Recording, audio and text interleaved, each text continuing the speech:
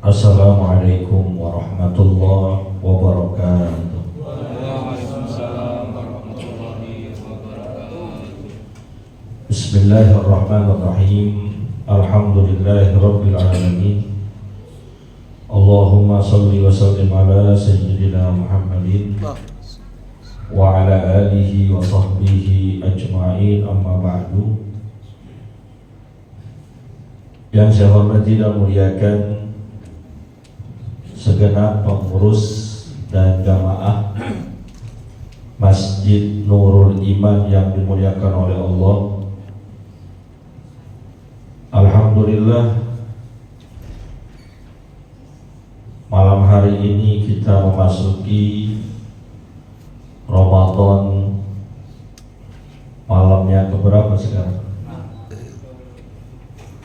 Ingat banget loh. Insya Allah Lebaran kurang lebih 24 hari lagi. Jadi yang punya kampung harap bersabar. Hadirin yang dimuliakan oleh Allah, beruntung kita ditakdirkan oleh Allah sebagai manusia beriman dan juga beragama Islam, yang dengan itu kita bisa menjalankan berbagai syariat-syariat agama yang diwajibkan kepada kita, di mana semua syariat itu hakikatnya bertujuan untuk kebaikan kita manusia. Allah wajibkan kita sholat, pasti Allah akan memberikan banyak keuntungan kita dari ibadah sholat tersebut. Begitu pula dengan puasa yang Allah wajibkan kita di bulan Ramadan ini, pasti akan banyak membawa keuntungan buat kita. Di antaranya dalam sebuah hadis yang diriwayatkan oleh Imam Bukhari dan Muslim, baginda Nabi kita Muhammad SAW sabdakan, lis-shaimi farhatani, farhatun indal iftar wa farhatun inda liqa'i rabbih. Bagi orang yang berpuasa, mereka mendapatkan dua keuntungan. Yang pertama keuntungan duniawiyah, yaitu farhatun indal iftar, dan yang kedua keuntungan ukhrawiyah, yaitu farhatun inda liqa'i rabbih. Maksudnya apa? Bahwa manusia yang berpuasa, Allah akan berikan kepada mereka keuntungan. Yang pertama keuntungan dunia, yaitu kebahagiaan ketika iftar. Maksudnya iftar itu bisa dimaknai waktu berbuka, menahan haus dan lapar kita kurang lebih 14 jam, dari mulai subuh sampai maghrib. Bahkan bukan haus dan lapar yang kita tahan, ngomong juga kita males. Siang-siang ada teman ngajakin ngobrol, daripada ngobrol mending gue tidur aja dah. Kenapa? Segan bawaannya, haus kita, lapar kita. Setelah 14 tahun kita tahan itu semua, tatkala masuk azan maghrib, bunyi beduk berkumandang azan dari Masjid Nurul Iman, apa yang kita bilang pertama kali itu? Alhamdulillah. Gira gak tuh? Gira. Saking giranya kadang waktu buka puasa kita lupa daratan. Baik yang buka puasa di rumah maupun buka puasa di masjid. Karena ada yang buka puasa di masjid ya. Di sini ada nggak yang buka puasa di masjid?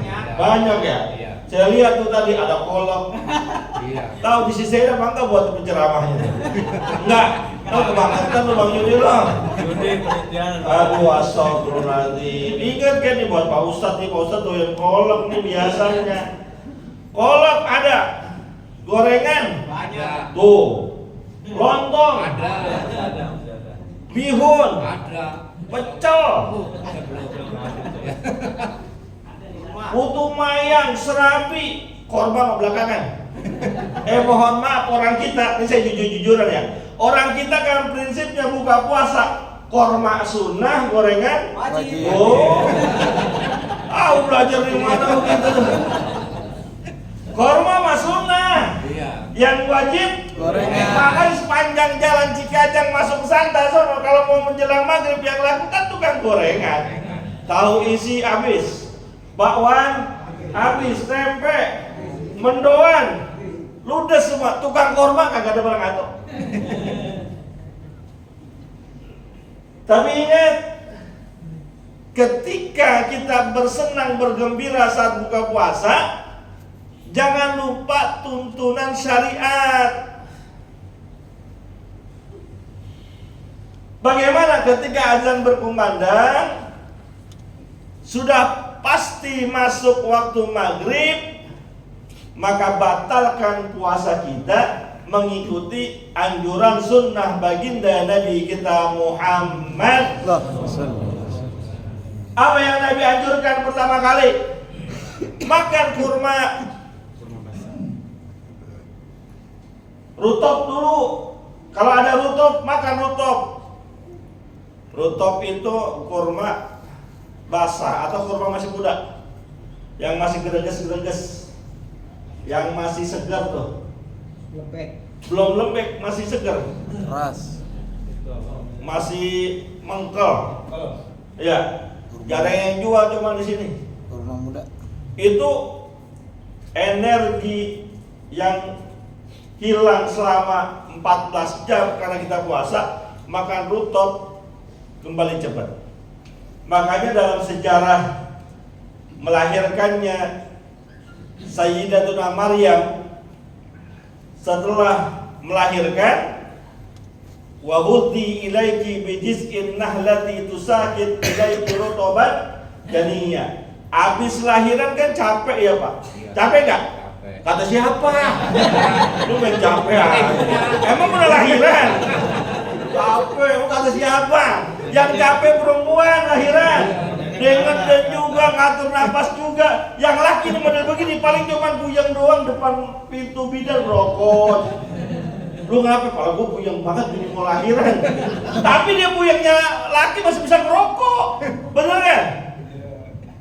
Tapi memang energi melahirkan itu, kata yang sudah melahirkan luar biasa. Maka dalam peristiwa melahirkannya Sayyidatuna Maryam, setelah itu diperintahkan untuk menggoyang-goyangkan pelepah korma yang sudah agak tua. Kemudian dari goyangannya itu turun rutub, korma-korma yang masih muda yang segar-segar. Kalau nggak ada rutub, tamer, korma yang udah masak, yang udah matang, yang beredar di pinggir jalan supermarket tuh. Merek apa kek? Ustadz, saya sukanya korma sukari. Lu makan korma sukari sekilo 200.000. Saya doyannya ajwa Pak Ustadz, makan beli ajwa 350.000 sekilo.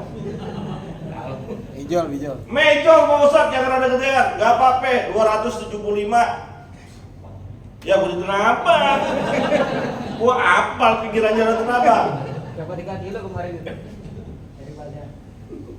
Kalau sudah awalnya kita makan korma, setelah itu terserah lu mau makan apaan kek, karpet lu makan gak apa-apa.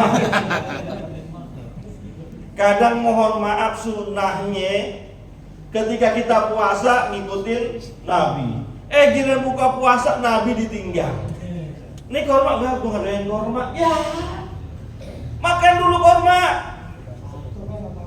Minimal 1. Ini kagak. Duduk, Allahu Akbar, Allahu Akbar. Asyhadu an la ilaha illallah. Kolak. Habis sekolah tahu ambil lontong. Korma dulu ngapain korma? Sunnah tuh.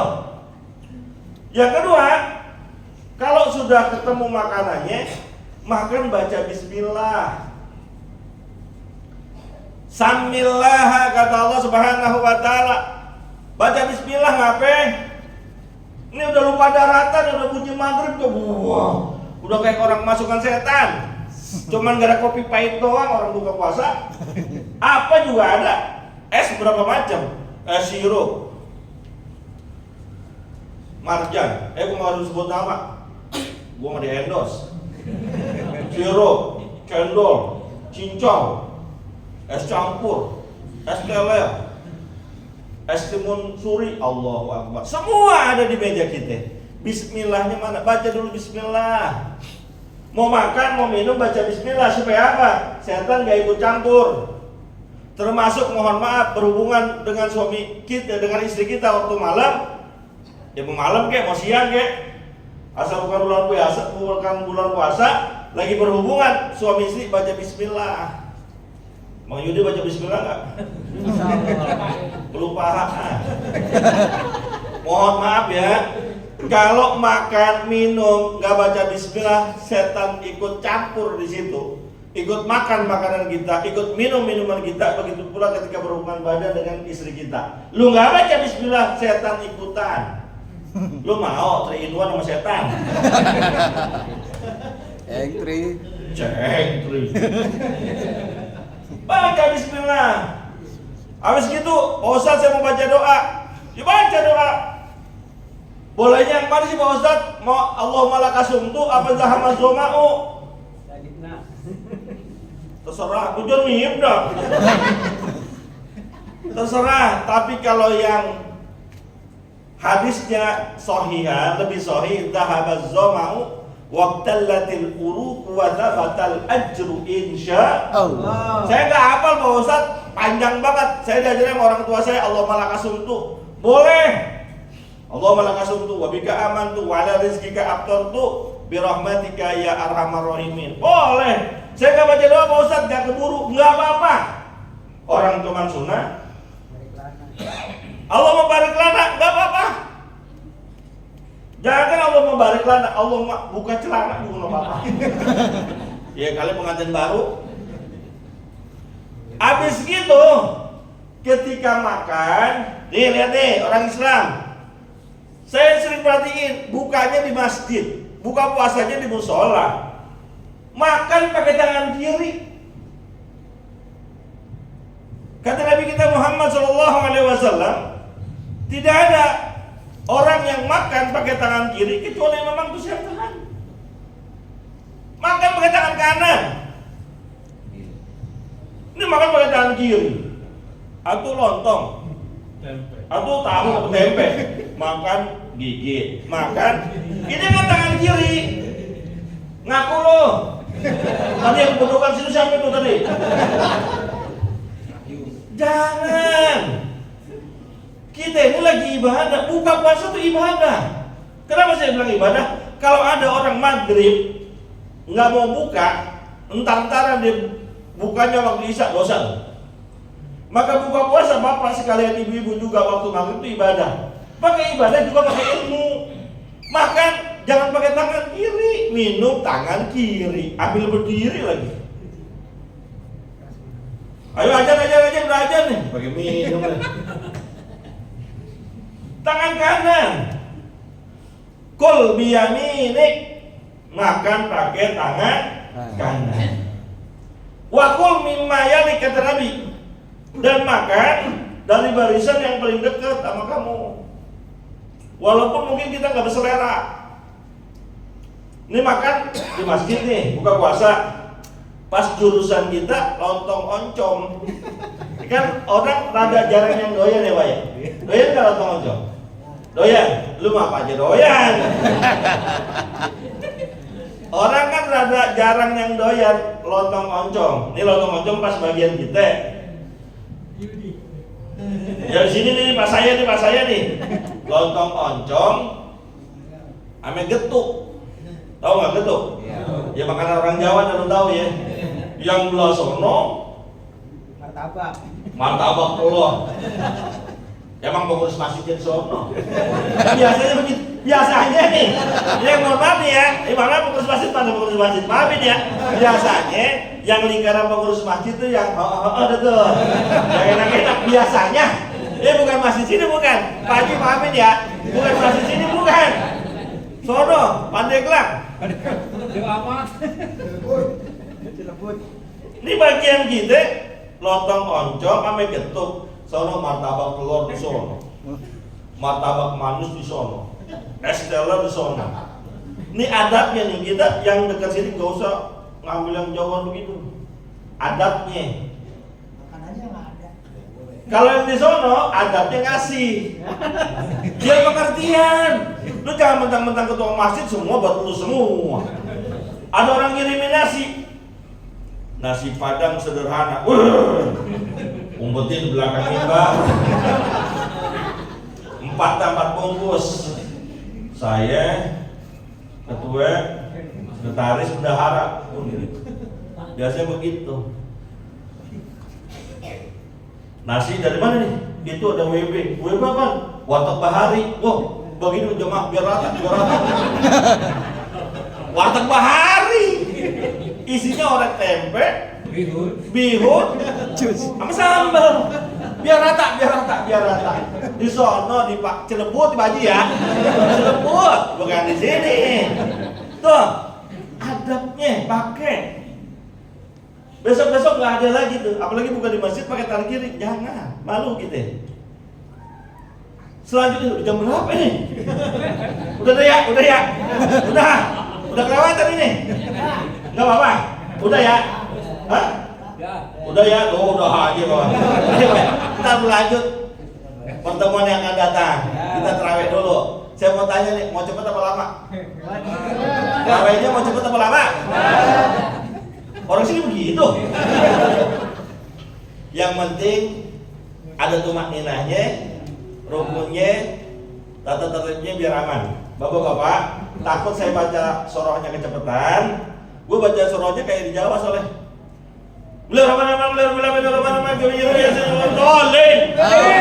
Begitu bacanya. Jadi ketika saya baca Fatihah saya ajarin ya, Bapak baca Fatihah aja. Takut gak keburu dengan bacaan soroh saya. Kata Pak Haji Hasan, Ustadz kalau jadi imam di Masjid Nurul Iman jangan lama-lama. Beneran. Saya tanya emang apa Pak Haji? Kalau ente lama-lama assalamualaikum, jangankan jemaahnya, bilalnya kabur. Ini saja yang saya sampaikan. Selanjut pertemuan yang akan datang. Billahi taufiq wal hidayah. Assalamualaikum warahmatullahi wabarakatuh.